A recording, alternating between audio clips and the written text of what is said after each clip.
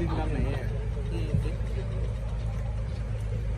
เรือขึ้นไปด้านหน้านะครับ อันนี้ก็ข้างบนก็รอช่วยกันนะครับ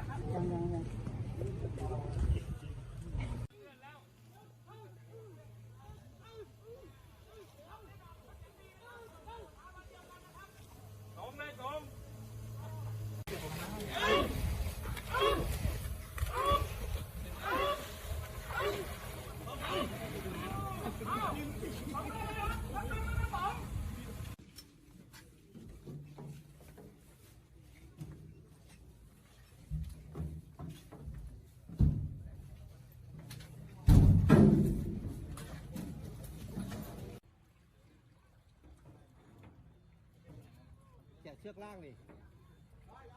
ผม มองวงตัวนี้มาตัวหนึ่งเดี๋ยวนี่ดิ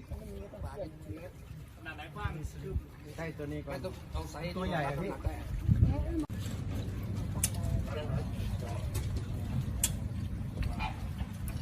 เดี๋ยวตั้งเลยเชือกแล้วมันตกไว้เชือกมันมัดไว้ยก